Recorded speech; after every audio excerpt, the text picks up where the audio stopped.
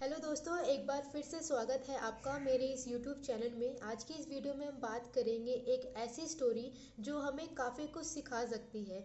ये स्टोरी है दोस्तों एक ऐसे बड़े बिजनेसमैन की जो एक गांव की तरफ जा रहे होते हैं। उनका प्लान होता है कि उस गांव में बहुत बड़ी फैक्ट्री डालेंगे।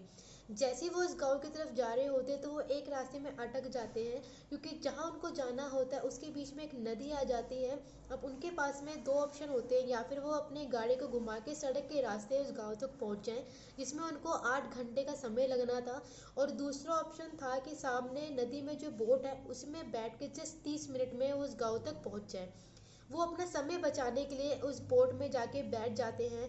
वो जो बोट होती है दोस्तों वो इतनी छोटी होती है कि उसके एक तरफ जो नाव चला रहा होता है वो बैठा होता है और उसके दूसरी तरफ वो बिजनेसमैन बैठा होता है।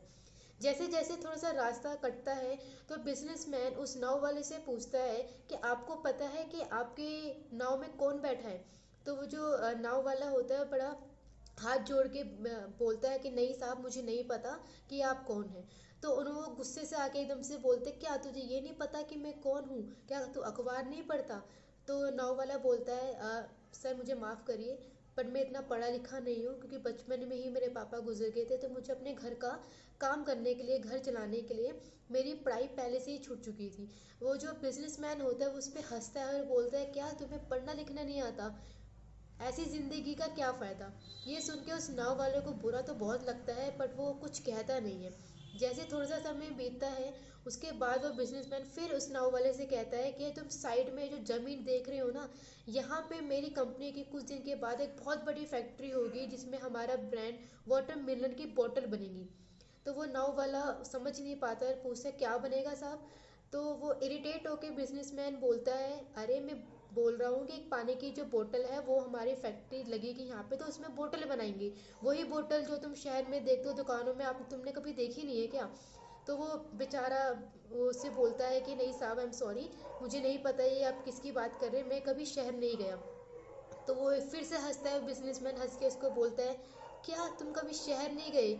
ऐसी ज़िंदगी का क्या फ़ायदा? उस नाव वाले को इस टाइम बहुत ज़्यादा बुरा लगता है। वो सच में ये सोचने लग जाते हैं कि शायद उनकी इस लाइफ का क्या फ़ायदा, वो क्या कर रहे हैं लाइफ में। तो वही सोचते सोचते उनका जो बैलेंस होता है वो डगमगा जाता है, और जो नाव होती है एक पत्थर से जाके टकरा जाती है। जब वो टकराती है तो उस नाव में छेद हो जाता है, उसमें पानी भरने लगता है। और वो नाव जैसे ही डूबने लगती है तो उस नाव वाले को समझ में आ जाता है कि अब बचने का कोई तरीका नहीं। जैसे ही वो नदी में कूदने लगता है वो उस बिजनेसमैन से पूछता है, साहब आपको तैरना तो आता होगा ना? तो वो जो बिजनेसमैन एकदम डर के पूछता है, क्यों ऐसे क्यों बोल रहे हो? नहीं, मुझे तैरना नहीं आता। तो फिर वो जो नाव वाला होता है हंस के बोलता है, क्या साहब आपको तैरना नहीं आता? ऐसी ज़िंदगी का क्या फ़ायदा?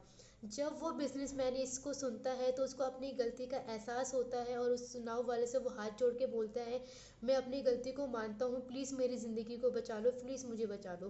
वो जो नाव वाला होता है वो किसे कहता है कि आप फिक्र मत करिए साहब, मुझे सिर्फ तैरना ही नहीं आता बल्कि मुझे डूबे हुए इंसानों को भी बचाना आता है। आप मुझे कस के पकड़ लीजिए, मैं आपको कुछ नहीं होने दूंगा। दोस्तों, इस स्टोरी से हमें ये सीखने को मिलता है कि हमें कभी भी किसी को भी अपने से छोटा नहीं मानना चाहिए, और किसी की भी इंसल्ट नहीं करनी चाहिए, क्योंकि हम नहीं जानते कब कहाँ और कैसे कौन हमारे काम आ जाए।